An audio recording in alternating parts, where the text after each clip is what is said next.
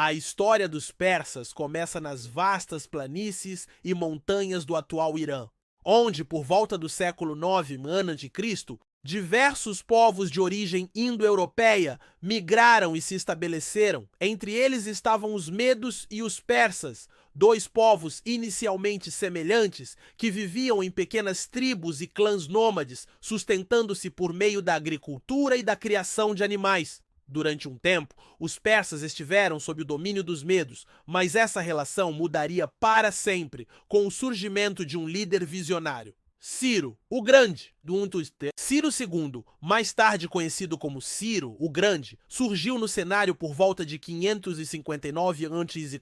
e rapidamente demonstrou habilidades excepcionais, tanto como estrategista militar quanto como estadista. Ele iniciou sua ascensão derrotando os medos e unificando as diversas tribos persas sob um único governo. Esse momento marcou o nascimento do Império Aquemênida, o primeiro grande império persa. Em pouco tempo, Ciro conquistou a Lídia, no oeste da Anatólia, e depois a Babilônia, uma das cidades mais ricas e influentes da época. Ao contrário de muitos conquistadores, Ciro adotava uma postura diplomática e respeitosa com os povos que dominava. Ele permitia que suas religiões, línguas e costumes fossem preservados, o que lhe garantiu o apoio de muitas populações locais. Um dos exemplos mais notáveis foi sua decisão de libertar os judeus exilados na Babilônia, permitindo que retornassem a Jerusalém e reconstruíssem seu templo. Por esses e outros gestos, Ciro é lembrado não apenas como um conquistador, mas como um governante justo e tolerante. Após a morte de Ciro, o império passou por um breve período de instabilidade, até que Dário I assumiu o trono em 522 a.C. Dário não apenas consolidou o poder central, como também expandiu ainda mais o império, chegando até o Vale do Indo, no leste, e até a Trácia, no sudeste da Europa. Foi sob seu governo que o Império Persa alcançou sua maior extensão territorial, cobrindo áreas que hoje fazem parte de mais de 20 países. Dário também promoveu importantes reformas administrativas. Ele dividiu o império em satrapias, ou províncias, cada uma governada por um sátrapa, uma espécie de governador que representava o poder central. Para garantir a comunicação e o controle sobre regiões tão distantes, Dário criou um eficiente sistema de estradas e mensageiros, sendo a mais famosa a Estrada Real, que ligava Susa a Sardes, cruzando milhares de quilômetros com postos de descanso e segurança. Ele também promoveu o uso de uma moeda padronizada, incentivou o comércio e desenvolveu um sistema de leis que buscava unificar e organizar as diversas culturas dentro do império. Além disso, Dário foi responsável pela construção de grandes palácios e monumentos, com destaque para Persépolis, uma cidade cerimonial que se tornaria símbolo do poder e da riqueza persa. Decorada com esculturas, relevos e colunas imensas, Persépolis expressava não só o orgulho imperial, mas também a diversidade cultural dos povos sob domínio persa, retratados nas artes com roupas e tributos característicos. No entanto, o desejo de expansão também levou o império a se chocar com outra potência emergente, as cidades-estado gregas. As tensões entre persas e gregos se intensificaram, especialmente após o apoio dos gregos a revoltas em regiões dominadas pelos persas na Ásia Menor. Dário decidiu retaliar e iniciou as chamadas Guerras Médicas, mas sofreu uma derrota marcante na Batalha de Maratona, em 490 a.C. Seu filho e sucessor, Xerxes I, tentou completar a conquista da Grécia, liderando uma das maiores expedições militares da antiguidade. Apesar de vitórias iniciais, como a conquista de Atenas, os persas foram novamente derrotados nas batalhas de Salamina e Plateia. As derrotas não apenas marcaram o fim das ambições persas sobre a Grécia, como também revelaram as dificuldades em manter um império tão vasto diante da resistência local. Ao longo dos séculos seguintes, o império enfrentou diversas crises internas, como disputas sucessórias, corrupção administrativa e dificuldades em manter a coesão de sua gigantesca estrutura. Ainda assim, o Império Persa permaneceu como uma potência regional até a chegada de Alexandre o Grande. Em sua campanha de conquistas pelo Oriente, Alexandre invadiu o território persa em 334 a.C.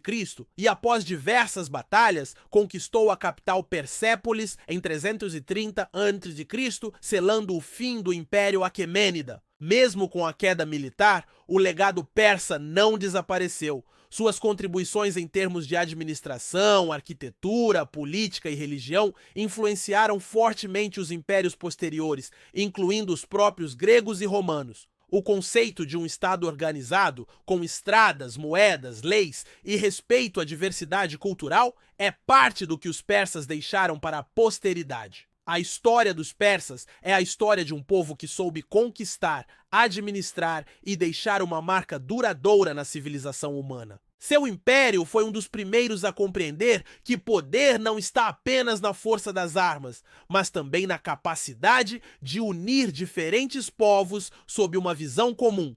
10 curiosidades sobre os persas que você provavelmente não sabia.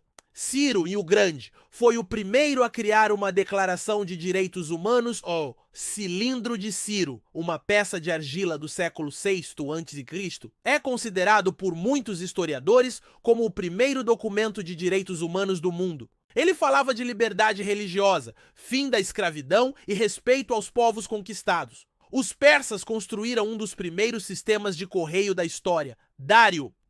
Criou uma rede de mensageiros que podia atravessar o império em tempo recorde, inspirando até o sistema de correios moderno. Eles tinham estações com cavalos disponíveis ao longo das estradas. A Estrada Real Persa tinha mais de 2.500 km. Estrada ligava cidades importantes como Susa e Sardes, permitindo que mensagens cruzassem o império em menos de 2 semanas, algo impressionante para a época. Os persas usavam ar-condicionado natural em suas casas e palácios, chamados de badgirs ou torres de vento. Esses sistemas usavam a ventilação natural e a água para refrescar ambientes, muito antes da invenção do ar-condicionado moderno.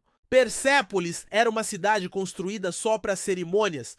Ela não era uma capital administrativa, mas sim uma cidade cerimonial usada em celebrações como o Nowruz, o Ano Novo Persa. Seu visual impressionante foi feito para deslumbrar visitantes de todo o império. Eles acreditavam fortemente na pureza dos elementos da natureza. No zoroastrismo, religião predominante entre os persas, o fogo, a água, o ar e a terra eram considerados sagrados e não podiam ser contaminados.